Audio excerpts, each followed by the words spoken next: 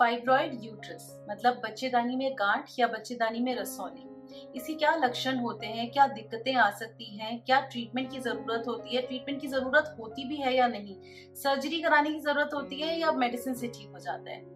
Hello everyone, I am doctor Nikita Banerjee. मैं एक स्त्री रोग विशेषज्ञ हूँ, एक फर्टिलिटी एक्सपर्ट।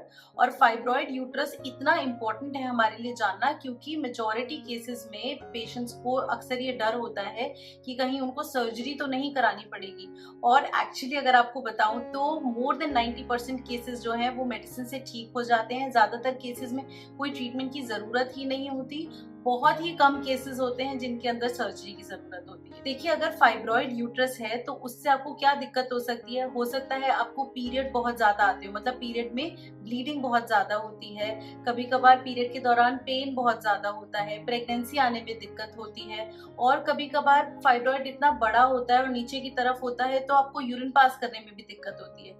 ये कुछ सिम्टम्स हैं फाइब्रॉइड के। इसके अलावा फाइब्रॉइड ऐसा भी हो सकता है जिसके अंदर कोई सिम्टम्स ही ना हो। इसको कहते हैं एसिम्प्टोमेटिक फाइब्रॉइड। मतलब हो सकता है आप ऐसे अल्ट्रासाउंड कराने गए थे किसी और वजह से, हो सकता है पथरी हो या फिर आपको गैस की दिक्कत हो, लिवर में कोई प्रॉब्लम हो, और उस अल्ट्रासाउंड के दौरान ये पता चले कि आपके यूट्रस के अंदर तो फाइब्रॉइड है। मतलब ये एक इंसिडेंटल फाइंडिंग है, आपको कोई दिक्कत नहीं हो रही थी। अगर आप आज ये अल्ट्रासाउंड ना कराते तो हो सकता है आपको पता भी ना होता कि आपको फाइब्रॉइड है, और अल्ट्रासाउंड में आपको अब दिखाई दे रहा है कि 1.5 या 2 सेंटीमीटर का एक फाइब्रॉइड है। तो ये जो इंसिडेंटल फाइब्रॉइड या एसिम्प्टोमेटिक फाइब्रॉइड है जिसमें आपको कोई दिक्कत नहीं हो रही है, उसके लिए किसी ट्रीटमेंट की कोई जरूरत नहीं है। बहुत सारी गाइडलाइंस है हमारे पास जो ये कहती हैं कि एसिम्प्टोमेटिक फाइब्रॉइड चाहे वो कितना भी बड़ा हो, एसिम्प्टोमेटिक फाइब्रॉइड है, आपको कुछ दिक्कत नहीं दे रहा, बाय चांस अल्ट्रासाउंड में पता चल गया है, तो उसके लिए कोई ट्रीटमेंट लेने की जरूरत नहीं है। अगर आपको ये वीडियो अच्छी लगी तो आप इसे लाइक कर सकते हैं, इस चैनल को सब्सक्राइब कर सकते हैं और बेल आइकन दबा सकते हैं। उससे आपको आने वाली वीडियोस की नोटिफिकेशन मिलती है, ये वीडियो ज्यादा से ज्यादा लोगों तक पहुंचती है। अब आपको लगेगा कि कहीं ये फाइब्रॉइड जो है, ये जो गांठ है, वो आगे जाके कैंसर तो नहीं बन जाएगी। तो देखो, कैंसर होने के चांसेस बहुत ही कम होते हैं, वो जनरल पॉपुलेशन जितने ही होते हैं उसका रिस्क। तो फाइब्रॉइड अगर कैंसर में तब्दील हो, इसके चांसेस बहुत ही कम है। एसिम्प्टोमेटिक फाइब्रॉइड बहुत कॉमन है। अगर हम इसी डर से फाइब्रॉइड्स निकालते चले गए तो बहुत कॉमन हो जाएगी फाइब्रॉइड की सर्जरी, जो की जरूरत नहीं होती। अब एक जो कॉमन क्वेश्चन होता है वो होता है कि अगर आप प्रेगनेंसी के लिए प्लान कर रहे हो, लोगों को ये रहता है कि हमको कोई फाइब्रॉइड से दिक्कत नहीं है, ना हमको ब्लीडिंग ज्यादा होती है, ना हमको पेन होता है, बट प्रेगनेंसी के लिए प्लान कर रहे हैं, प्रेगनेंसी नहीं हो रही है, हमारे अल्ट्रासाउंड में आया है कि फाइब्रॉइड है, बच्चेदानी के अंदर रसौली है। अब उस केस में कब ट्रीटमेंट लेना है? उस केस के अंदर अगर मान लो आपका फाइब्रॉइड आपकी बच्चेदानी के अंदर की जो लाइनिंग है, मतलब जहां पे आके बच्चे को रुकना है, अगर उससे दूर है तो आपको ट्रीटमेंट की जरूरत नहीं है, आपको फाइब्रॉइड निकलवाने की जरूरत नहीं है। फाइब्रॉइड आपको तभी निकलवाना है अगर आप प्रेगनेंसी के लिए प्लान कर रहे हो और फाइब्रॉइड जो है वो आपकी बच्चेदानी की लाइनिंग को कंप्रेस कर रहा है, पुश कर रहा है, या बच्चेदानी की लाइनिंग के अंदर जा रहा है और आपकी बच्चेदानी की लाइनिंग जो है वो इरेगुलर हो जा रही है।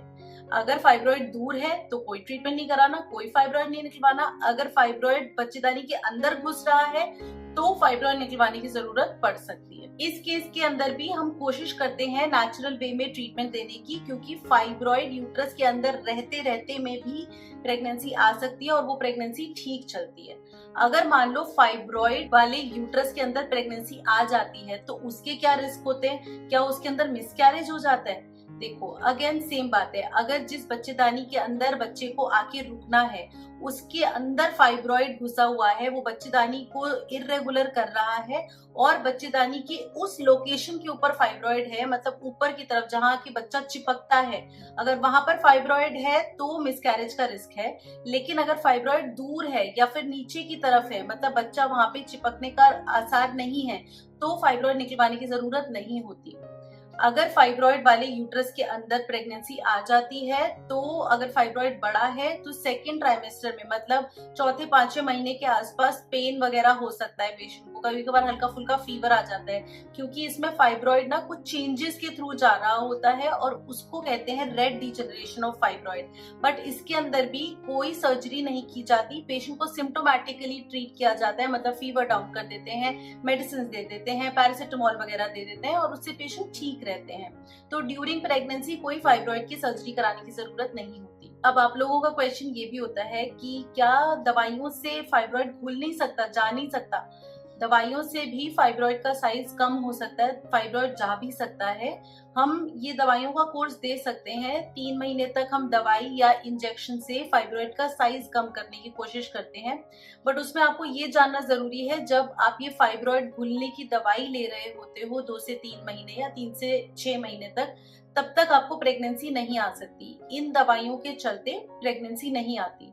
तो अगर आप ये दवाई लेते हो और उसके बाद फाइब्रॉइड का साइज कम हो जाता है, तो आपको तुरंत प्रेगनेंसी के लिए ट्राई करना है। इसमें आपको एक और चीज ध्यान रखनी है कि अगर मान लो दवाइयों से फाइब्रॉइड कम हो भी जाता है, तो जब आप ये दवाई छोड़ते हो, जब आप प्रेगनेंसी के लिए प्लान कर रहे हो, दवाई छोड़ने के बाद ये फाइब्रॉइड वापस भी आ जाता है। अगर आप प्रेगनेंसी के लिए प्लान करते हो तो ज्यादातर केसेस में फाइब्रॉइड निकालने की जरूरत नहीं पड़ती, क्योंकि बहुत ही कम केसेस होते हैं जिसमें फाइब्रॉइड जो है वो यूट्राइन कैविटी को डिस्टॉर्ट कर रहा होता है, खराब कर रहा होता है। और अगर वो खराब कर भी रहा होता है कैविटी को, उसके अंदर भी अगर आपका नेचुरली नहीं हो पा रही है प्रेगनेंसी, तो हम मायोमेक्टमी करते हैं, जिसके अंदर हम केवल फाइब्रॉइड को बाहर निकालते हैं, यूट्रस को वैसा का वैसा रहने देते हैं। उसके बाद हम कुछ टाइम देते हैं यूट्रस को हील होने के लिए। एक बार यूट्रस हील हो जाता है तो फिर आपको प्रेगनेंसी के लिए प्लान करने को कहा जाता है। मेरी प्रैक्टिस में अगर मैं आपको बताऊं तो 95% cases of fibroids are dealt with medical management. मतलब 95% फाइब्रॉइड जिनको ट्रीटमेंट की एक्चुअली जरूरत है, 95 to 98%, उन सभी को मेडिसिन के द्वारा ठीक किया जा सकता है। बहुत ही कम केसेस हैं, 2 से 3%, जिसके अंदर सर्जरी की जरूरत होती है।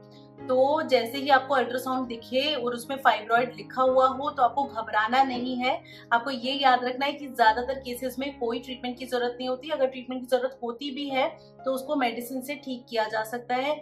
अगर फाइब्रॉइड की दिक्कत आपको केवल ब्लीडिंग बढ़ा रही है, आपको ब्लीडिंग ज्यादा हो रही है, पेन हो रहा है, वो आराम से मेडिकली मैनेज हो सकता है, उसके अंदर सर्जरी की जरूरत नहीं हो। फाइब्रॉइड की सर्जरी के बारे में अगर आपको जानना है, ये जो मायोमेक्टमी है ये दूरबीन के द्वारा होती है, लैप्रोस्कोपिक मायोमेक्टमी होती है। और मायोमेक्टमी के बाद भी आपको प्लान करना होता है कि आप प्रेगनेंसी थोड़ा जल्दी कर लो, जैसे ही आपका यूट्रस हील हो, क्योंकि फाइब्रॉइड निकालने के बाद भी ये फाइब्रॉइड आगे चल के वापस आ सकता है। क्योंकि फाइब्रॉइड कुछ नहीं है, बस यूट्रस का जो मसल है ना, उसकी ओवरग्रोथ है। फाइब्रॉइड से रिलेटेड आपके और जो भी डाउट्स हैं, क्वेश्चंस हैं, आप कुछ पूछना चाहते हो, कमेंट सेक्शन में लिख सकते हो। अगर आपको सर्जरी एडवाइस की गई है तो भी आप लिखिए। अगर मेडिसिन से आपका फाइब्रॉइड ठीक हो गया तो भी आप लिखिए। अगर आप किसी को जानते हो जिसको प्रेगनेंसी आ गई और उसमें फाइब्रॉइड था, तो भी आप लिखो। उससे लोगों को ना एक पॉजिटिव आउटलुक मिलता है। अगर आपको ये वीडियो अच्छी लगी तो आप इसे लाइक कर सकते हैं, इस चैनल को सब्सक्राइब कर सकते हैं और बेल आइकन दबा सकते हैं। उससे आपको आने वाली वीडियोस की नोटिफिकेशन मिलती है। ये वीडियो ज्यादा से ज्यादा लोगों तक पहुंचती है। Thank you very much and good luck.